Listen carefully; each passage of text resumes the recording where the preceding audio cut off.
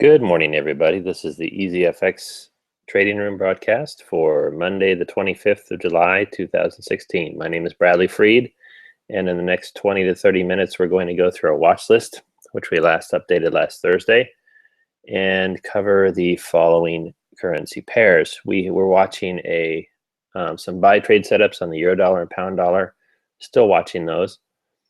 On the new and open trades list, we had a new Aussie dollar buy. We had a new Aussie dollar, a New Zealand dollar buy as well last week. We're going to see what happened with those.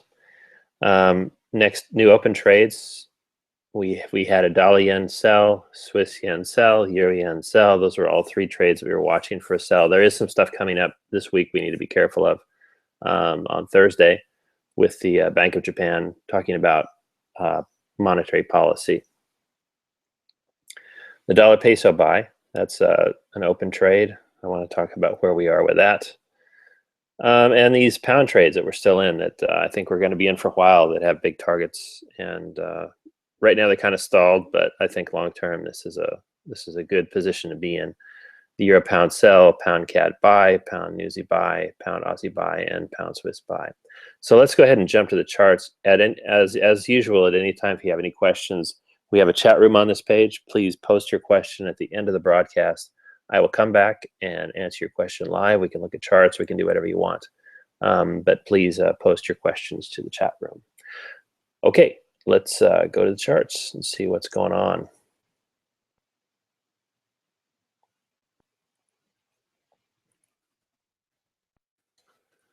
So we'll start off with a euro dollar buy and a pound dollar buy. But before that, the Aussie dollar is actually more pressing. I want to talk about that. We stopped out of this first trade, and there had been a demand zone here that you can see. I've kind of drawn two dotted lines to define where it was. We pushed through that, stopped out, but then we made a new class. We made a new class B divergence, and then this rise that broke through this new trend line gave us a class A demand zone.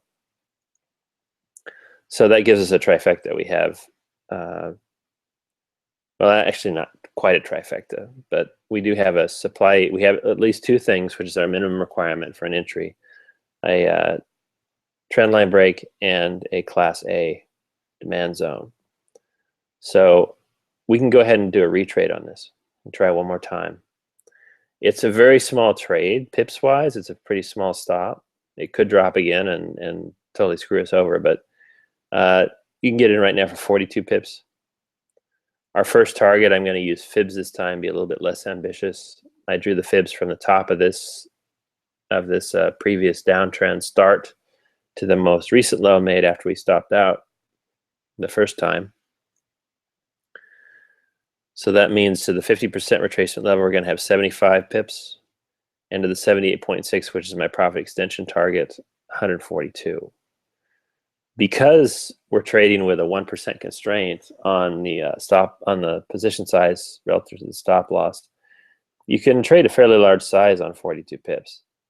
Just remember, it is tight, and that we're not going for that many pips. But this pair, I think, could be ready for a reversal. And why do I say that? We're very close to some importance, especially back here. If you look, we had support and resistance levels right here, and this pair has made a head and shoulders return to that, bounced a little bit, started making a class A zone.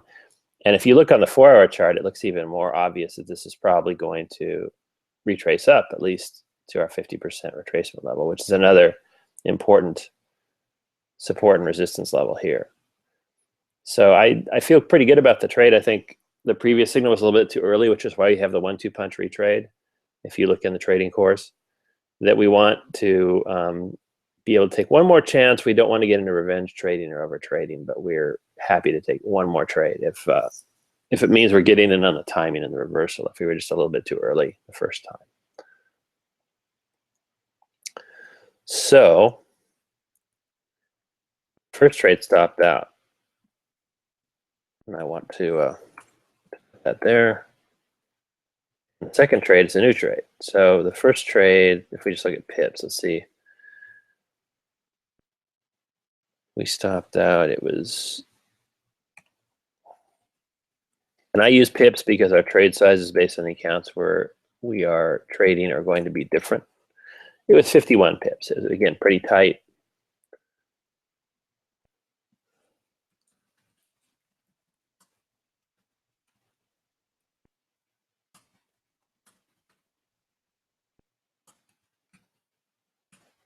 But that's okay. That's going to happen. We did it in a controlled way. We sized our positions.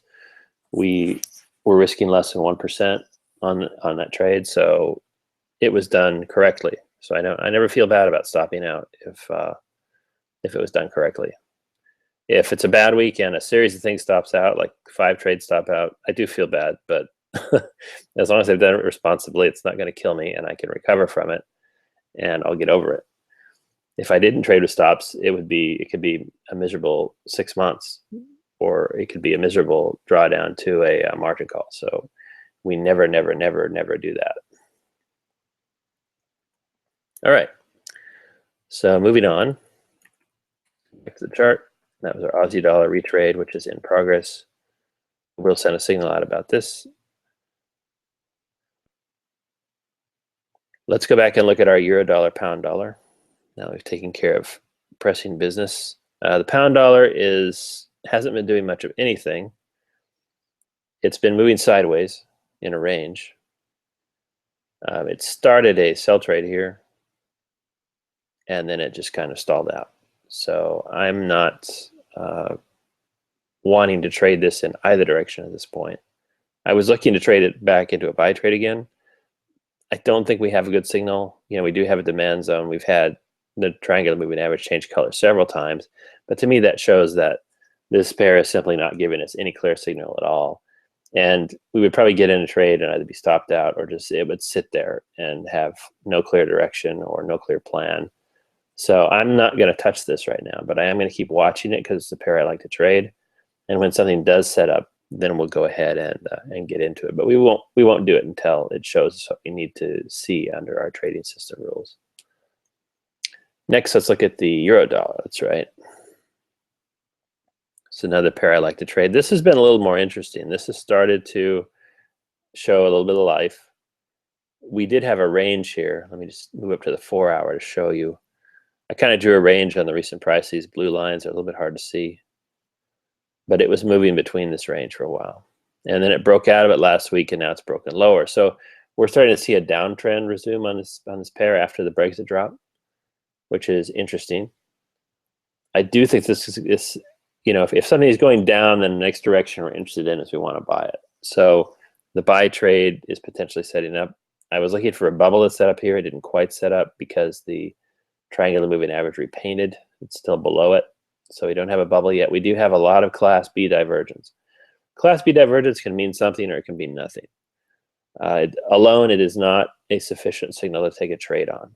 But combined with a supply zone or demand zone, and also our other indicators like a bubble or a triangular moving average, if you take those in combination, then it can be meaningful. But alone, usually I ignore it or I trade against it. So this is interesting. It means the divergence indicator is firing off, but I would expect this pair to actually move lower, to keep trending down and show me some other things. Maybe even go as far as this demand zone down here before I'd start to be interested in it. So no trade yet. We're still watching it, but it has started moving. It's broken out of its range. So to me, that's very interesting. And we'll have more news on this, I'm sure, later when the next trade sets up. We talked about Aussie dollar. Let's move on to the Newsy dollar. This was our other signal from last week. And so far, so good. This almost stopped out down here. We had a little drop and a wick that was left above our stop loss. We didn't stop out. And the triangular moving average has changed color. If you can, let's enlarge the chart and see if you can see it. This line has indeed gone from red to blue. We have not had a breakout yet. So that's what I'm waiting for next. In backtest, if you've been backtesting the system, you've probably noticed that often we get a delayed reaction like this where we have a setup, a trend line break, we enter the trade, it moves sideways, and then when the trend line break when the excuse me, when the color change in the triangular moving average happens, then shortly thereafter we get our breakout. So that's kind of what I'm waiting for right now. That delayed reaction to this shift in direction in the trend, leading to a breakout, and then the next stop along the way would be probably the weekly pivot and then this month's monthly pivot. I'm being more aggressive with this trade. I'm drew fibs from the top of this recent trend to the bottom, and I'm going for the 50% and the 78.6% retracement levels. Depending on where you got in the trade and the risk to reward ratio, if the monthly pivot is greater than 1-to-1 for you, you could use that as your first target, and your second target could be this last week's weekly pivot at 0.7162. So you can be more conservative on these targets within our rules for risk to reward ratio, and those targets are more attainable. So that trade is still open. I'm going to say it's kind of open new because you can still get in it. I know that's a little bit confusing, but I like to make that distinction. If something is just open, it's gone too far to get in on the original idea. New open means that you still have an option there to go ahead and jump in, size your trade, and get into it. Let's look at these three yen pairs next: the dollar yen, Swiss yen, euro yen. These are also probably still new open. Price dropped. It gave us this trend line break we were waiting for. Remember, it was very stubbornly kind of riding up this trend line, going higher. And so I was not wanting to get into it, but we got a sell bubble. We got a triangular moving average color change. We got a class A supply zone. We had a trend line break. And that's just exactly what you want to see. That's 4 points of confirmation on this trade. So that's excellent. Euro yen, same thing. Swiss yen, same thing. And these have kind of been, after this breakdown, they've been on a shallow uptrend, which I'm looking for that to break down. But there is something happening this week. Remember, we had an election in Japan a couple of weeks ago, and the Conservative Party won. And they've been promising economic stimulus, like 2 trillion yen, 3 trillion yen of economic stimulus. And in Japan, what that means is they're funding public works projects to put people back to work. It's New Deal Keynesian economics, which often means that they're building 4-lane highways in the middle of the mountains that don't connect to anything, but it gives people work in rural areas and things like that. Excuse me. So this may move this currency pair higher. Typically what happens is we will get that kind of news.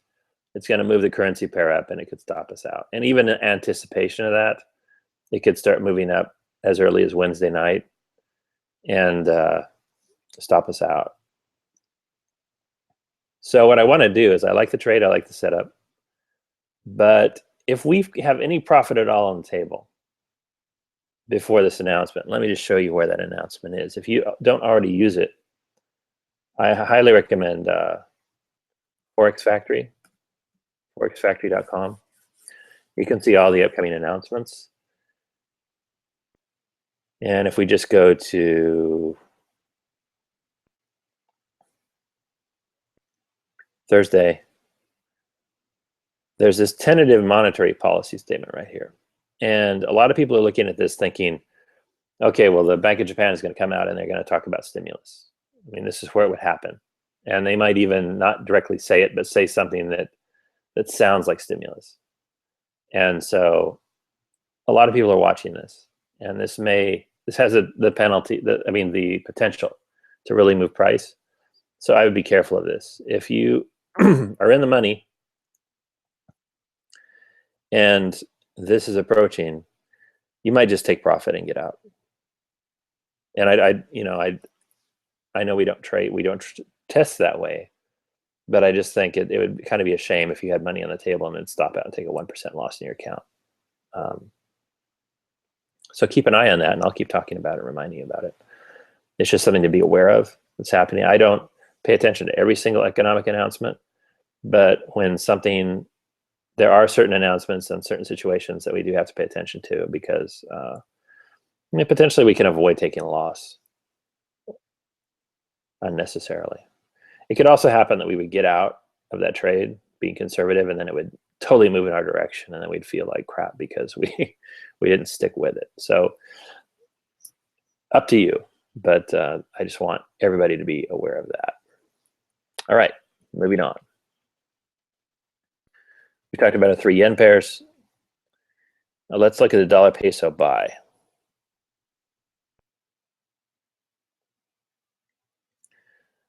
Now this pair has started to struggle a little bit. We hit our first target, we moved our stop to break even, which is great, and then we had a class B supply zone and a triangular moving average color change to the sell side. This is not class A, remember, but even the triangular moving average color change alone, that's what we call an early exit signal. So you could, and again, if you're being conservative, just go ahead and close out the rest of the position. We already took profit at the first target here. You'd be taking profit a little bit less than that here. That would be fine.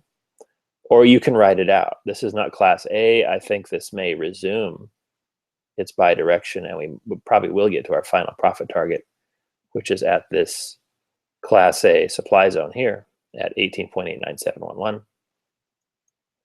The stop is at break even, so we don't have any risk, and we've already taken partial profit. This is already a profitable trade no matter what happens. So you can also just sit on this and see if we can push through and get to higher highs.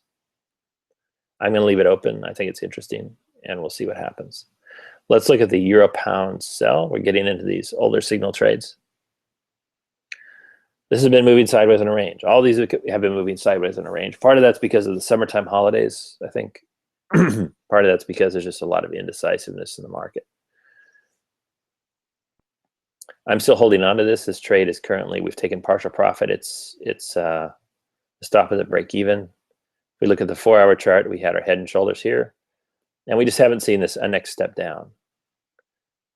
So I'm just waiting to see what happens. And that's true of all these pound trades. Remember, we're wanting to get down to the July monthly pivot if possible. I do think that can happen. I have no reason to believe, based on looking at these charts and what's happened up to now, that won't. It's just, it can take time. This market is regaining its footing after a massive change in government and a change in that's upcoming and ongoing in the relationship between the UK and the European Union. So I expect this to take some time to resolve itself, but I think we're in the right direction. And the commitment of traders shows that I'm not the only one. There's a preponderance of people who are long or short on or long pound. Pound CAD, let's look at that one. These all look similar. They're ranging. This did move a little bit higher again after moving lower at the end of last week. And this, again, this is people bailing out. If they were long and they made a little bit of money, they're bailing out because this is a very uncertain currency pair. So, and we've seen this on every Friday since this pair dropped. So, I mean, it moved 350 pips at the end of the week. And then it slowly recovered, and then it's recovered some more in the last few hours. So people are buying in again, seeing if they can make some profit, and just being very timid, but definitely people are interested in buying this. They just don't want to be exposed, just in case some news hits and it falls apart, because everybody's still in shock about this right here. And will be for quite some time, but I think if we're patient and we sit on this and we stay in the buy direction, we'll be fine.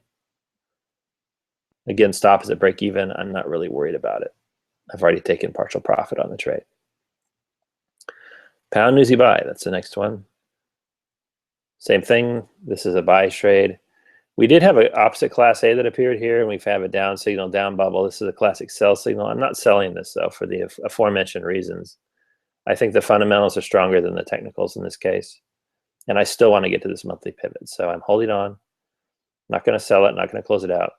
Just going to try to get to this, at least to this final profit target, if not to all the way to 2.06188 up here. Pound Aussie. Next trade. This is the only one I haven't moved the stop to break even on yet. I'm waiting to get to this weekly pivot at 1.787, and we haven't done it yet. This pair has a triangular moving average color change, class B divergence, no bubble, no opposite direction class A zone at this point. The zone immediately above is class B. There's no divergence touching it or inside of it. So I'm still in this. And when I get to this weekly pivot, I'll take partial profit and move my stop to break even, see if we can take it any further. But at this point, I'm still in. Finally, the pound Swiss.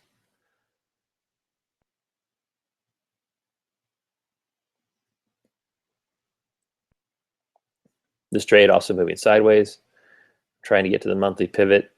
We're just not getting any signal one way or the other. This looks a lot like the euro dollar, actually, just moving sideways. Again, that's a result of probably the summer holidays, thin markets, and mostly it's just people waiting to see what happens with the new prime minister, the new government, and more concrete plans for how the UK is going to exit the EU. If they trigger the exit rule, I think it's Rule 60, if I'm not mistaken, we may see more volatility, but they haven't done that yet. And we'll see when they actually do it, but they haven't done it yet, so we'll see. There's a lot of work I think they have to do before they will trigger that rule. And that's all the updates I have for you today. We had one stop out last week, 51 pips. We're in that Aussie dollar trade again, long. That's the kind of the headline news for today, with targets at a 50% retracement and 78.6% retracement level. One thing to be careful of, or just be aware of, is that it may hit this new weekly pivot and then drop again. So that's not a target because of risk reward issues, but just be aware of that it has to push through this zone and pass this weekly pivot to start to move to higher targets. But I do think it's a valid trade, and I'm going to try one more time under our 1-2 punch rules that we describe in the trading course. I'm just going to check if there's any questions on the chat room page. I'm going to go there right now. At this point, I don't have any questions. However, if you do have any questions, you can always ask me by coming to the group in the community. We have a group set up for the trading room. If you haven't joined yet, please do join.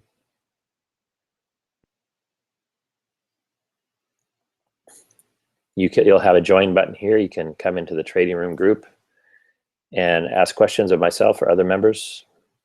As soon as we get more people in there, it should be more lively. You can also private message me.